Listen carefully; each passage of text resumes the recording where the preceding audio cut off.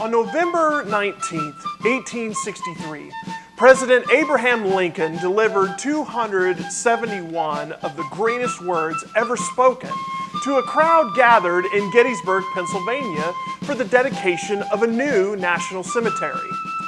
During Lincoln's short 2-minute remark, better known as the Gettysburg Address, he sought to pay tribute to the sacrifice of the brave men who died fighting for the cause of freedom.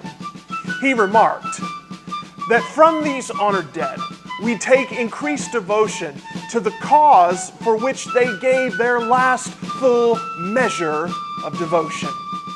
On this week's episode of the 5-Minute Break, we are going to understand our need for memorials and talk about the greatest sacrifice ever made. Let's go.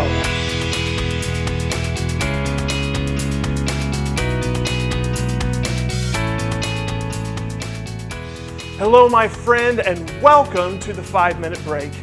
My name is Dave Woodrum, and I serve as lead pastor at First Christian Church in Arcadia, Florida.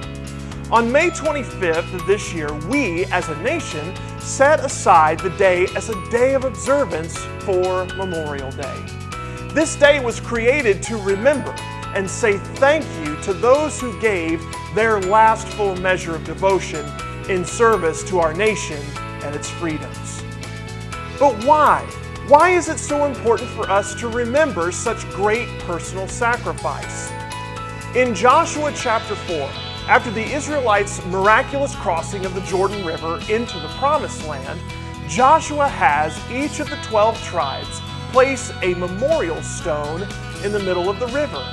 Listen to Joshua's reason for this in Joshua chapter 4, verses 6 through 7. Let this be a sign among you, so that when your children ask later, saying, "What do these stones mean to you?" Then you shall say to them, "Because the waters of the Jordan were cut off before the ark of the covenant of the Lord. When it crossed the Jordan, the waters of the Jordan were cut off."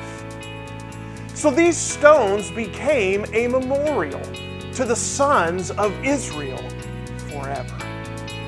A memorial is designed so that all future generations will know exactly what happened and, more importantly, why.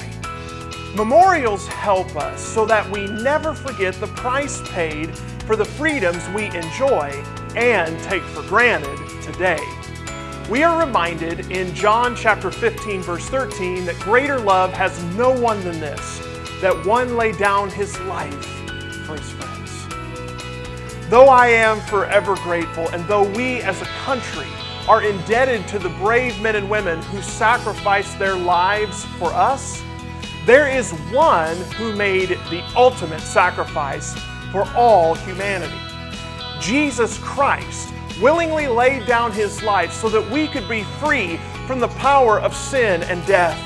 Jesus died to set us free from the shackles and the slavery of the law.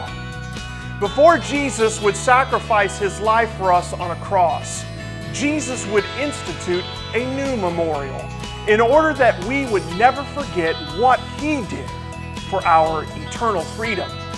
We read in Matthew 26, beginning in verse 26. We read these words, "While they were eating, Jesus took bread, gave thanks and broke it, and gave it to his disciples, saying, 'Take and eat, this is my body.' Then he took the cup, gave thanks, and offered it to them, saying, 'Drink from it, all of you. This is my blood of the new covenant, which is poured out for many for the forgiveness of sins. I tell you, I will not drink of this fruit of the vine from now until the day when I drink it anew with you in my Father's kingdom.'" The Apostle Paul will remind us in 1 Corinthians 11 that whenever we eat this bread and drink the cup, we proclaim the Lord's death until he comes.